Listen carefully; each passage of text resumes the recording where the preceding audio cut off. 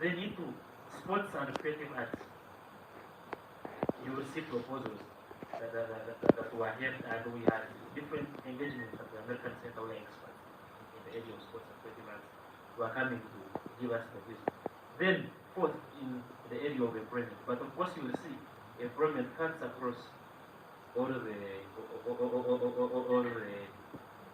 areas in this manifesto. Almost everywhere you go, you find something to do with employment, because the challenge we are grappling with. Not so.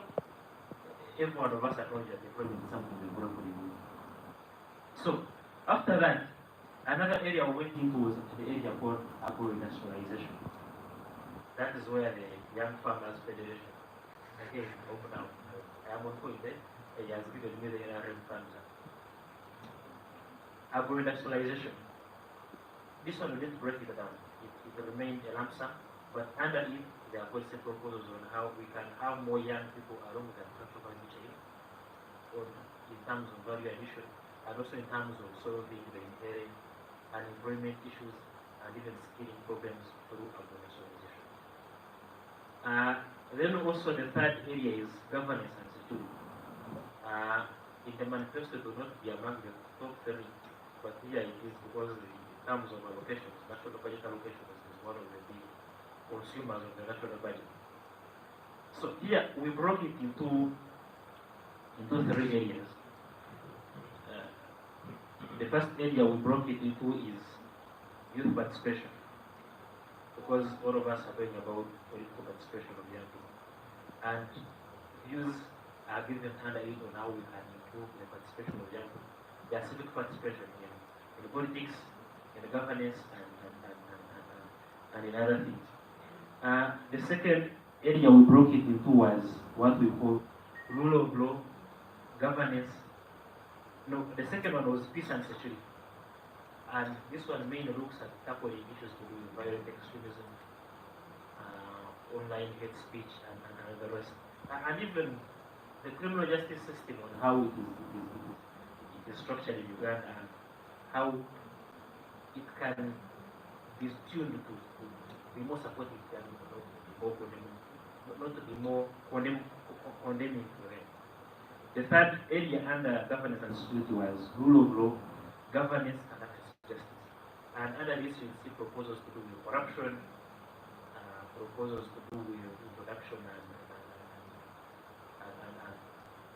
scaling of alternative dispute resolution mechanisms so that we reduce case backlog and improve access to justice in our criminal justice system and the rest, and other proposals. The fourth thematic is to do with climate change, natural resource, water, and environment management. And it has 3 sub-themes under it. The first theme is climate change. And the approach taken here is not to look at climate change as using the doomsday language that most of us are telling things, but we're trying to look at how we can capitalize on this trend. Want to get employment for it. Position ourselves to be ready for what is coming, not to always play catch up. Creation of green jobs, and then the third is renewable energy transition. How we can have more young people in this transition to green energy, to green economies, and the rest. The fifth is digital transformation, and I'm glad that we have people from YCED, the Ministry of YCED, who are here. And this is digital transformation because our belief is that the fourth industrial revolution can better be run, and we stand a chance to benefit better from it if the young people at the center of running this fourth industrial revolution. So we make proposals also under that thematic. It's not divided. It's proposed under either time. We believe if government or actors took into, if we implemented it, we stand a chance to really transform our strategies in digital according to the aspirations of digital transformation under individual. Then the last one is infrastructure development. Why infrastructure development is here is mainly because it's also one of the big sectors that government puts in money, and we believe that we can tune it and make it speak to the aspirations of the young people. So, in terms of employment creation and in terms of not just having the infrastructure, but really having the integration of use the infrastructure for employment creation, for market integration, and for deepening financial integration. And there are also proposals contained under that market. So these are the 6 thematic areas that have the youth policy proposals. But then we have also a cross-cutting one, which my brother from the youth tax justice network. Not so? Yes, I don't want to mispronounce him.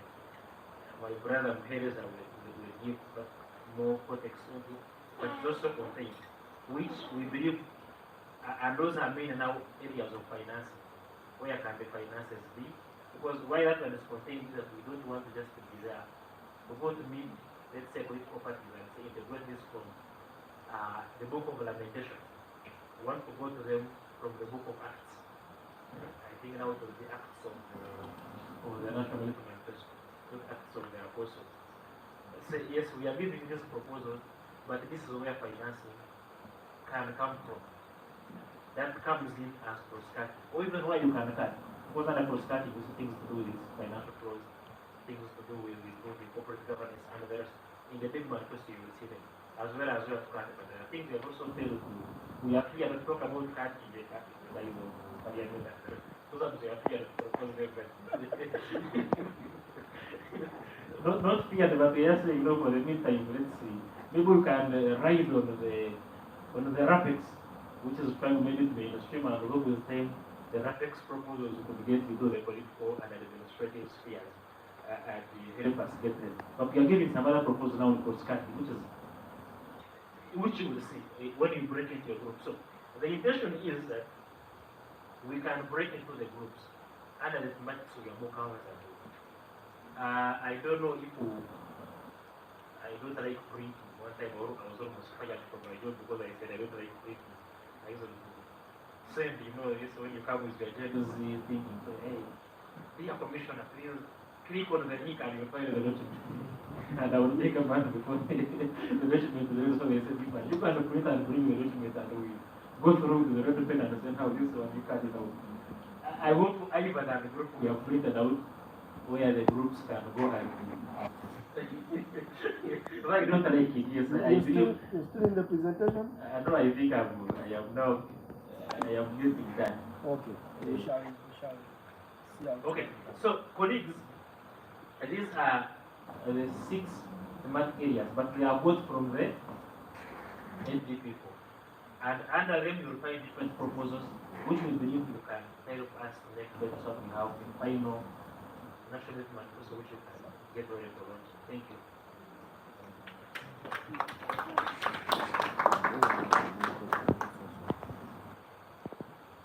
Okay, thank you so much, Mr. Mubangizi, for that presentation. Please add Mr. Mubangizi.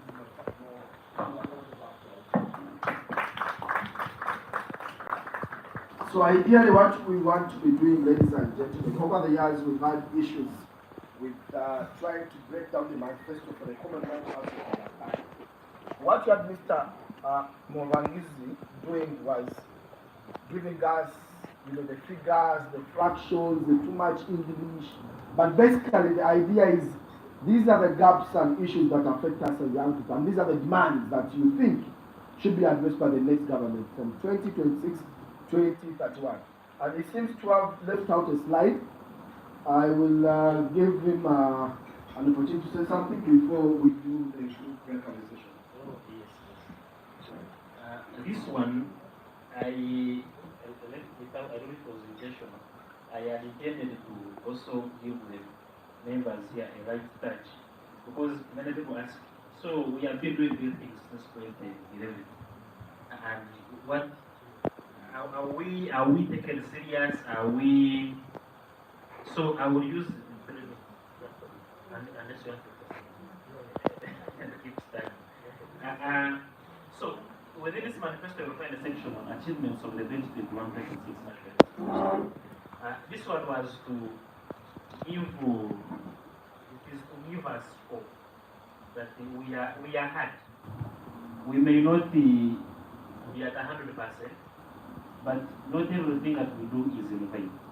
So, I will mention that in the last manifesto we had 5 areas.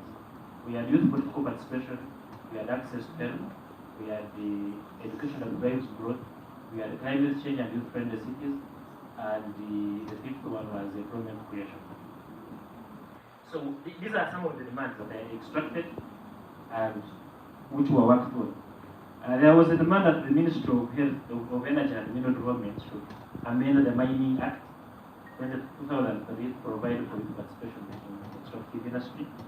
And in 2022, the Mining and Minerals Act was adopted, was legislated into being, and had repealed the Mining Act 2002. And it talks about asylum miners, whom we were talking about stronger. There was a proposal that the Ministry of Gender and Labour Development should expedite the passing of the implementation, the passing and implementation of the National Budget Scheme Bill, and beginning 2024-2025, 5 billion shillings has been set aside to cater for the operationalization of the National Apprenticeship and Graduate Volunteer Scheme. Not yet the National Budget Scheme Act 1, which is at first completed, but at least there is something to do to go towards operationalizing. Ministry of Finance, Planning and Economic Development should consider affirmative action for youth participation in ongoing wealth creation and COVID-19 economic response interventions. In 2022, 200 billion was made available to small and medium enterprises with special focus on women and young people, as well as 351 billion in 2023 by the Uganda Development Bank, which was dispersed for private sector enterprises engaged in strategic development of the country. Ministry of Finance, Planning and Economics should expedite the government publishing and the gazettement of the National Component Plan, which contains mechanisms for achieving the local provision obligations. Parliament passed the Local Content Act 2023 and imposes local content obligations. As my microphone is switched off, you know, in Parliament, because the speaker switches on the microphone. I hope actually I was not switched off. So 2023, the National Content Act was passed and it imposes local content obligations. 40% of what should be done should be towards achieving the local content. Actually, we are Do you have anything else to say? Ministry of Gender, Labour and Development should create a cultural capital fund to build and renovate public libraries. Though the fund was not created, the Museums and Monuments Act 2023 was legislated into force and provides for public-private partnership, public-private funding for cultural and the creative arts sector. The URSB should strictly enforce intellectual property as a means to professionalizing the arts and creative industries. This year, URSB has established the Directorate of Corporate and Neighboring Rights, whose goal is to promote intellectual property rights and champion creativity among local talent. Ministry of Science and Technology should increase its investment in agribusiness incubation centers. Government through UDB launched the 58 billion shilling climate finance facility intended to promote a green economy. We will read more on that. Capitalize and invest in sports. We have the National Sports Act amended in 2024. We have also realized the 440% increase in budget allocation. Of course, much of that is towards preparing for AFCON and the Chad, but still we think the increase in allocation is very good. There was a proposal for developing and adopting a comprehensive school feeding policy. The policy is awaiting approval by cabinet after the regulatory practice was completed in 2024.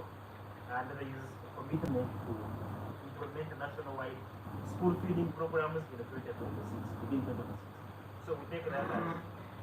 There was also a proposal for Ministry of Education to popularize skilling programs, and the TVET policy was developed and approved and is being implemented. If you saw 2 weeks back, there was a restructuring of the TVET Council and everything, and examinations bodies to make them fit. There was also a proposal to adopt a school ICT policy. Last year, the Ministry of Education and Schools involved the digital agenda in education. Yes, the proposal for providing free laptops has not yet been achieved. Even in Kenya, it hasn't been achieved. Yet to look for progress. Ministry of Health should reform and popularize the reproductive, maternal, newborn, child, and adolescent health, what we call Ramanak Action Plan. And in 2023, the Ramanak Sharpened Plan 2 was adopted. No, 2021, it was adopted.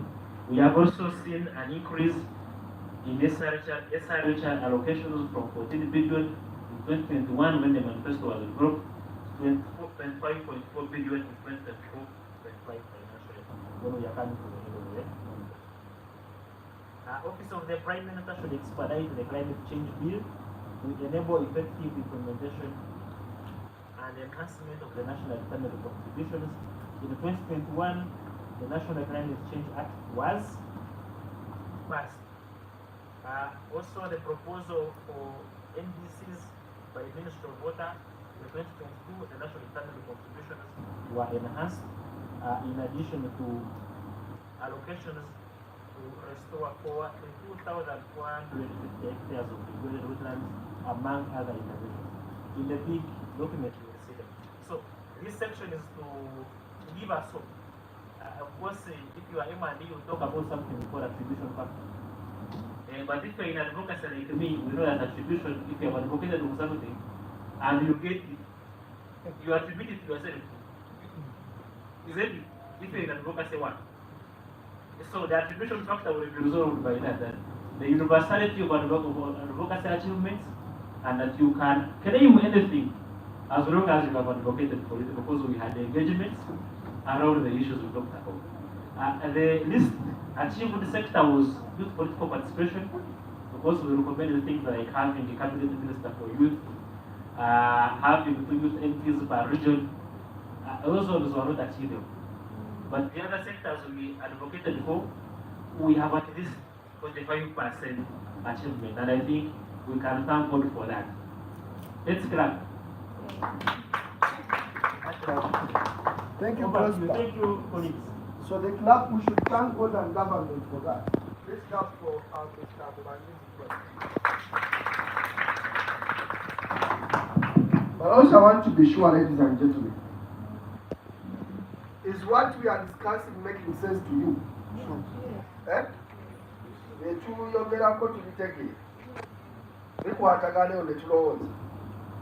if you are wasting time, you can just change to karaoke and then you get happy. Now, at this moment, ladies and gentlemen, in the bigger version of what we have, this is the summary of what we have. So the priorities, the key thematic areas are 6, but we are going to form 5 groups. Are we there? You see, I'm saying human capital development. And in the development language, they have been using this word so much. Human capital development. Please don't get confused, my fellow young people. Yeah? Human capital development simply means those things or attributes that will enable a young person to contribute to that young person himself. Things like improving your knowledge, skills, and abilities, and health. But the overall objective is to ensure that someone's productivity, there is improvement in someone's productivity. You get it? So any angle, any intervention in human capital development should be geared towards ensuring that there is improvement in your productivity as a person. You get it? You get it? Skills, through acquiring knowledge, through going to school and all that. So under the human capital development, we are going to look at education, health, sports, and creative arts, and employment creation. That's basic area number 1, and that will be group 1. But we're going to divide it in 2 groups. Another group will be handling agro-industrialization. That's of course agro-business, value addition, all that. We're going to go into that. The other group will be handling governance and security. We talk about youth participation, role of combating crime and violent extremism in young people. The other group will be handling climate change, natural resources, water and environment. And now we can manage those natural resources. But also talk about green jobs and renewable energy. Another group will be talking about, we're going to combine digital transformation, plus a group will be talking about infrastructure. So before I tell you which group will be doing what, we are going to form those groups. But there are those people that don't appear in those groups. Don't worry, we are going to first, because we want 5 groups, so I'm going to be counting from 1 to 5. Is that okay? Then at a certain moment we shall show you which people, because we have representatives from different agencies of government and ministries, those will go into their line. So those from the line ministries or agencies will go specifically to areas or next areas that speak to their line ministries. Am I making sense or confusing? If you have someone from the Ministry of ICT, there is no way they will go into climate action. Silvio? Yeah. If you have someone from, say, the Ministry of Health, there is no way they will go into the group of sports and creative arts. Is that clear now? Yeah. So we are starting from Excellency, the ambassador of young people. She will say 1. The neighbor 2 shall skip doctor, we go to table 3, like that. So we are counting up to 5. Is that clear? Let's quickly do that. Then I'll show you.